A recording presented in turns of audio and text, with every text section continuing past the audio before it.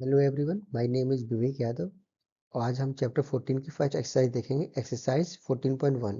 First question है tick the correct answer. A part में पूछा जा रहा है the factorization of 12m square minus 15mn q is.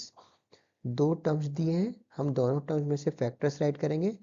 12 के फैक्टर होते हैं 3 इंटू 4। एम स्क्वायर को लिख सकते हैं m इंटू एम, माइनस लगाए आप भी लगा दोगे। फिर 15 के फैक्टर लिखेंगे 5 इंटू 3, सिंगल m का मल्टीप्लाई है। फिर एन क्यूब के फैक्टर इसलिए नहीं लिख रहे हैं क्योंकि एन जो है वो फर्स्ट टर्म में नहीं है, तो इसके फैक्टर लिखने की जरूरत नहीं है। अब दोनों में से हम लोग कॉमन पार्ट देखेंगे तो दोनों में 3 है, 3 कॉमन ले लिया है।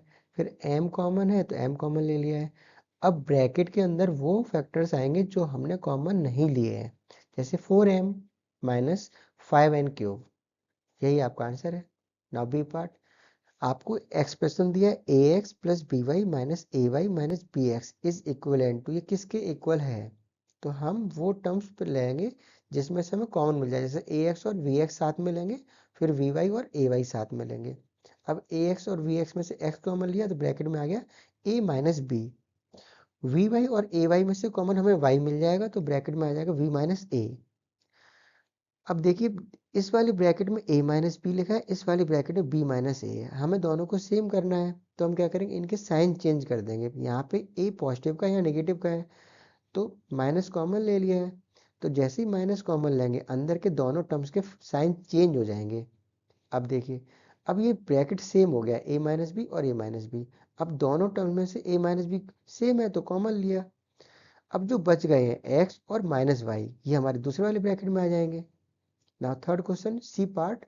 The factorization of p square q minus pr square minus pq plus r square is।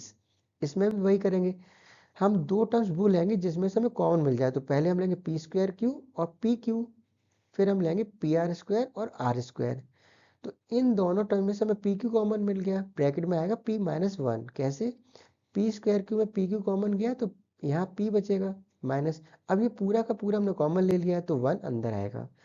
ऐसे ही पी आर स्क्वायर और आर स्क्वायर में से आर कॉमन ले लिया तो ब्रैकेट में आएगा P minus one. P R square में आर स्क्वायर कॉमन ले लिया, आर स्क्वायर पूरा का पूरा कॉमन ले लिया तो अंदर वन आ गया। अब देखो, हमने माइनस का कॉमन लिया था तो अंदर जब इन दोनों टर्म्स को लिखेंगे तो इनके साइन चेंज हो जाएंगे, ये वाला प्लस का हो गया और ये वाला माइनस का हो गया है। तो ब्रैकेट में क्या आएगा, अब ये दोनों टर्म्स में से p माइनस वन दोनों में है तो कॉमन ले लिया है। जो बच गए जैसे पी क्यू और माइनस आर स्क्वायर, ये हमारे दूसरे वाले ब्रैकेट में आएंगे। Now D part, common factor of 17 ABC 34 AB square और 51 स्क्वायर बी। हमें कॉमन फैक्टर्स पता करने हैं तो हम तीनों टर्म्स के फैक्टर्स राइट करेंगे। 17 ABC का लिखेंगे 17 इंटू ए इंटू बी इंटू सी।